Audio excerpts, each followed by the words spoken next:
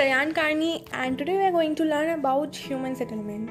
तो वर्ड से हम लोग ह्यूमन सेटलमेंट से हम लोग क्या समझ सकते हैं? इट्स लाइक कि कोई लैंड है, वहाँ पे ह्यूमन सोसाइटी अगर रिसाइड कर रही है, रह रही है, अपना लिविंग चला रही है, ह्यूमन सोसाइटी, ओके, तो that is known as human settlement. Now you can call any village, any town, any city और बहुत सारे ट्राइबल एरियाज होते हैं जहाँ पे ट्राइब्स रहते हैं. These all comes under the human settlement because यहाँ पे विलेज में भी, चाहे टाउन हो या फिर कोई सिटी हो, हर जगह ह्यूमन पॉपुलेशन जो है, ह्यूमन सोसाइटी जो है वो रह रही है.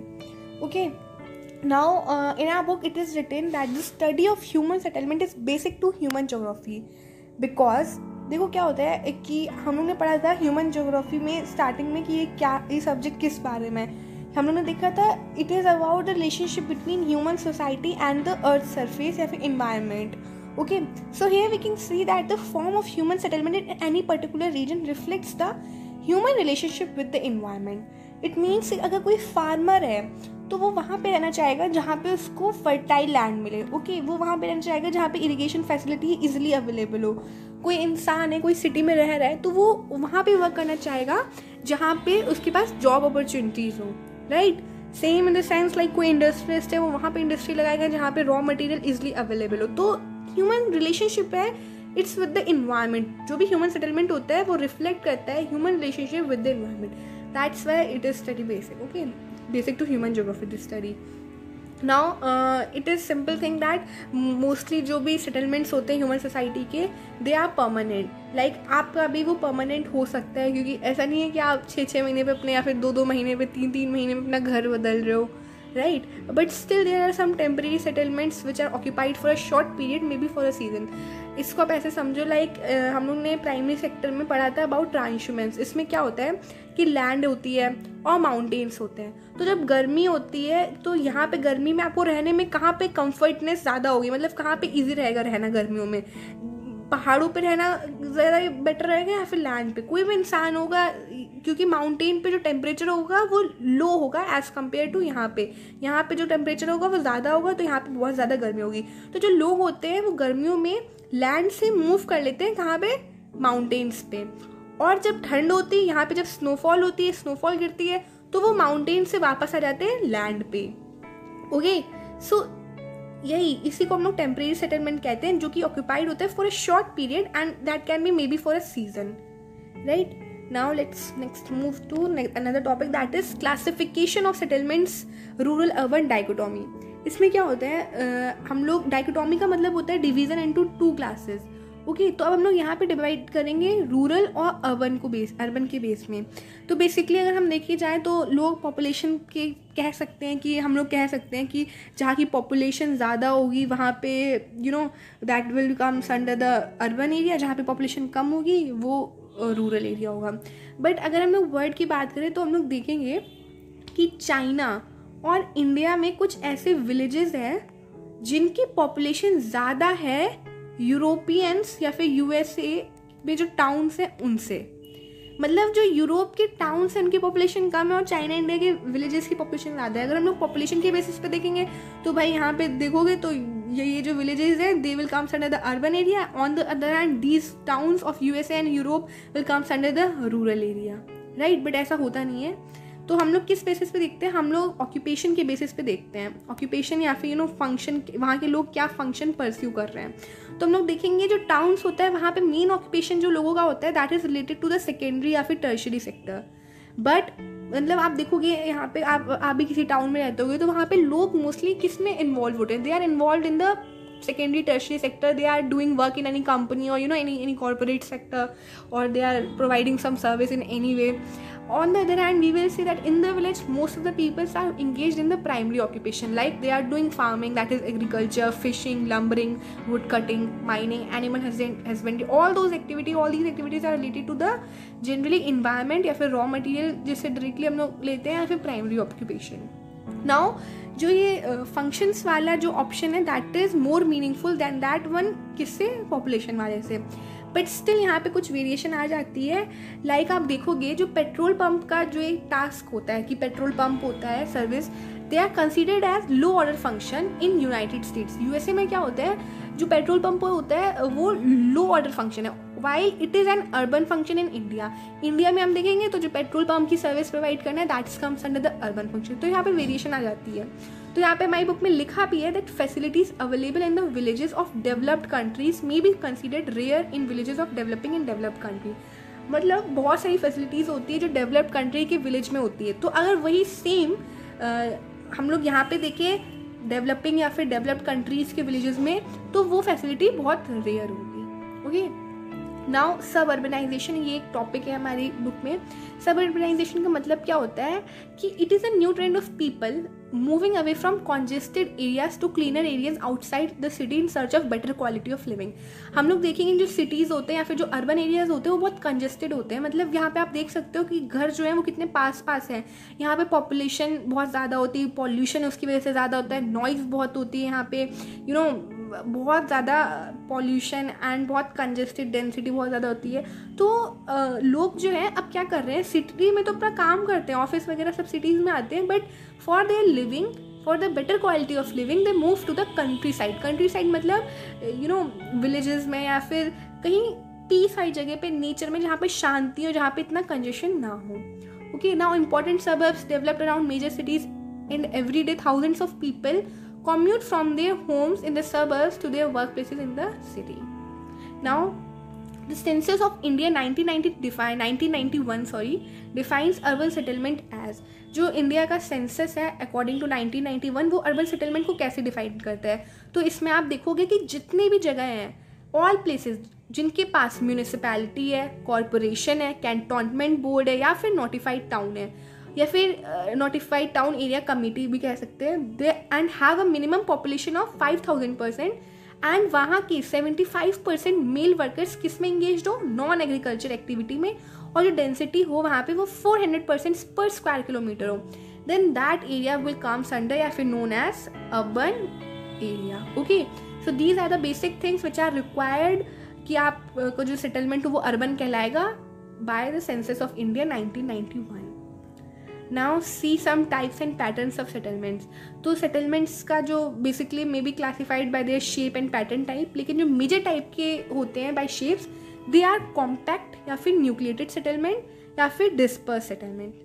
Okay, so now let's see first about compact or nucleated settlement. तो compact settlements जो होते हैं इनको हम लोग न्यूक्लिएटेड सेटलमेंट्स भी कहते हैं. ये जो सेटलमेंट्स होते हैं दे आर लार्ज, यहाँ पे क्या होता है, these are the settlements in which large number of houses are built very closely to each other. You can see here in the picture, these are the houses in a village which are so closely built up. Okay, यहाँ पे देख रहे हो आप कितने पास पास हैं. And such settlements develop along river valley and in fertile plains. Communities are closely knit and share common occupation. यहाँ की जो लोग का ऑक्यूपेशन होता है वो कॉमन ऑक्यूपेशन होता है, और यहाँ पे बेसिकली कॉम्पैक्ट या फिर न्यूक्लिएटेड किसी एरिया में बहुत पास पास घर ढेर सारे बना देना. Okay, this type of is known as compact या फिर nucleated. On the other hand, we will see the dispersed settlements are the settlements in which houses are spaced far apart and often interspersed with field. यहाँ पे देखो, यहाँ पे आप देख रहे हो कि घर दूर दूर है ना, एक यहाँ है, यहाँ है. तो यहाँ पे घरों के बीच में डिस्टेंस ज़्यादा होती है एंड अपार्ट होते हैं. यहाँ पे कोई कल्चरल फीचर हो सकता है या फिर कोई प्लेस ऑफ वर्शिप हो सकती है या कोई मार्केट होती है जिसकी वजह से सेटलमेंट जो होता है वो टुगेदर बाइंड रहता है, मतलब ये एक सेटलमेंट रहता है. Okay, now rural settlement. तो रूरल सेटलमेंट्स जो होते हैं they are most closely and directly related to land. Why? Because their main occupation is related to the land, that is farming, and now they are dominated by primary activities such as that thing which I have already told, that agriculture, animal husbandry and fishing. जो settlements का size होता है that is relatively small as compared to the urban area. Okay, you can see here. Now some factors affecting the location of rural settlements are water supply, land, upland, building material, defence. देखो, rural area को कुछ factors होते हैं जो affect करते हैं. तो इसमें पहली चीज़ बताई गई है वाटर सप्लाई. तो यूजली जो रूरल सेटलमेंट्स होते हैं वो कहाँ पे सिचुएटेड होते हैं, उन एरिया में जहाँ पे वाटर बॉडीज़ हो, लाइक रिवर हो, लेक्स हो, स्प्रिंग्स, या फिर जहाँ पे वाटर उनको ईजिली अवेलेबल हो जाए. क्योंकि वहाँ पे देखो इलेक्ट्रिसिटी होती नहीं है कि वो मोटर चलाएंगे उनको पानी मिल जाएगा. उनका मेन टास्क भी फार्मिंग होता है जिसके लिए पानी की बहुत ज़्यादा नीड होती है, जिससे वो रिवर से इरिगेशन वाली फैसिलिटीज़ लेते हैं. Okay, that's why water supply is an important thing. Now second thing is land का मतलब क्या होता है? People choose to settle near fertile land suitable for agriculture because their main activity is agriculture. तो वो वहाँ पे रहना चाहेंगे जहाँ पे उनको fertile land मिले, so that उनको कोई problem ना हो. हम लोग देख सकते हैं कि जो लोगों को जो खेती का मतलब खेती उनको किस चीज़ करनी है वो डिफरेंट टाइप की होती है. किसी को राइस की करनी है, किसी को बाजरा की, तो उसके अकॉर्डिंग भी लोग अपनी अपनी लैंड चूज़ करते हैं. Now upland means which is not prone to flooding and was chosen to prevent damage to houses and loss of life. अब देखो यार, जो विलेजेस होते हैं मोस्टली वहाँ पे घर कुछ इस टाइप के होते हैं जिनको हम लोग कच्चा घर भी कह सकते हैं, कच्चा मकान भी कह सकते हैं. तो यहाँ पे आप देख रहे हो अगर बाढ़ आती रहेगी तो ये घर बेचारे टूट जाएंगे, है ना. तो इन लोगों को कितनी ज़्यादा प्रॉब्लम होगी. तो वो लोग इस एरिया में रहते हैं, ऐसे एरिया में रहना चाहते हैं या फिर रहते हैं जहाँ पे जो वो एरिया हो वो that area is not prone to flood, जहाँ पे फ्लड ज़्यादा ना आती हो, क्योंकि अगर फ्लड्स आएंगी तो उनका तो बार बार घर टूटेगा एंड कितनी ज़्यादा प्रॉब्लम होगी ना. वो वहाँ पे भी रहते हैं जहाँ पे उनको बिल्डिंग मटेरियल अपने घर में क्या क्या चीज़ें बनानी होगी वो इजीली अवेलेबल हो जाए. वो आपकी वुड भी हो सकती है, मड भी हो सकती है, वो उनके अकॉर्डिंग होती है, right. Another thing is defence also. During the times of political instability या फिर वॉर या फिर हॉस्टिलिटी या फिर नेबरिंग ग्रुप विलेजेस जो होते हैं वो कुछ अटैक कर सकते हैं, तो इसके लिए वो लोग रहते हैं ऑन अ डिफेंसिव हिल्स या फिर किसी आइलैंड में. नाइजीरिया में भी अपस्टैंड इंसलबर्ग है, या फिर इंडिया में भी मोस्ट ऑफ द फोर्ट्स हैं they are located on the higher grounds और हिल्स. हम लोग देखेंगे कि पहले भी फोर्ट्स जो बनते थे वो किसी ऊपर में बनते थे, so that for a defence. Okay, now next thing is planned settlement. Planned settlement का मतलब क्या होता है? There are some sites that's are not spontaneously chosen by villages themselves. कुछ जगह होती हैं, कुछ लैंड होती हैं जो विलेजेस खुद से चूज नहीं करते कि वो वहाँ पे रहेंगे. प्लान्ड सेटलमेंट्स जो होते हैं they are constructed by the government and वो प्लान्ड होते हैं already, and they provide shelter, water and other infrastructure on acquired land. मतलब विलेजर्स को क्या क्या नीड होगी किसी शेल्टर की, वाटर की या फिर अदर इंफ्रास्ट्रक्चर जो भी उनको चाहिए होगा उस पर्टिकुलर लैंड पे वो देते हैं. जो ये स्कीम है ऑफ विलेजाइजेशन इन इथियोपिया जिसकी कैपिटल अदीस अबाबा है, this is an important thing, and canal colonies in Indira Gandhi Canal Command area in India, these are some good examples of planned settlements. Okay, now let's see rural settlements pattern. तो जो patterns होता है rural settlements के ये reflect करते हैं the way the houses are sited in relation to each other. मतलब कोई एरिया है वहाँ पे किस हिसाब से सारे घर बने हुए हैं. Okay, now the site of the village, the surrounding topography and the terrain. ये तीन चीज़ें हैं, विलेज का साइट या फिर सराउंडिंग टोपोग्राफी या फिर टेरेन जमीन, वो इन्फ्लुएंस करती है shape and size of the villages. Okay, now we will see that on the basis of setting. अगर हम लोग फर्स्ट चीज़ देखें तो जमीन या फिर सेटिंग के बेसिस पे जो विलेजेस होते हैं they can be plain village, plateau village, coastal village, forest village, desert village. क्योंकि देखो इन हर जगह पे विलेजेस होते हैं, फिर चाहे वो प्लेन एरिया क्यों ना हो, कोई प्लेट्यू हो, कहीं फॉरेस्ट हो, लोग बस ही जाते हैं कहीं ना कहीं. तो on the basis of setting we can see such types of village. Okay, another thing is on the basis of functions मतलब वो क्या क्या अपना ऑक्यूपेशन कर रहे हैं. तो फार्मिंग विलेजेस भी होते हैं, फिशर्समैन विलेजेस भी होते हैं, लंबर जैक विलेज होते हैं, फिर पेस्टोरल विलेजेस होते हैं. क्योंकि ये सारे ऑक्यूपेशंस हैं जो कि किस में आ रहे हैं, प्राइमरी सेक्टर में आ रहे हैं. आप देख रहे हो फार्मिंग को लोग करते हैं, lumberjack, wood cutting, fishing या फिर pastoralism. So these are the on the basis of functions. Now on the basis of forms और शेप्स ऑफ द सेटलमेंट्स. अगर हम लोग आप उनका शेप्स के बेसिस पे या फिर उनकी फॉर्म्स किस टाइप से बने हैं तो हम लोग देखेंगे लीनियर होते हैं, रेक्टेंगुलर होते हैं, सर्कुलर होते हैं, स्टार लाइक्ड होते हैं, टी शेप्ड होते हैं, या फिर डबल विलेज होते हैं, या फिर क्रॉस शेप्ड. ओके, तो ये कुछ टाइप है जिसके on the basis of forms में डिवाइड किया गया है.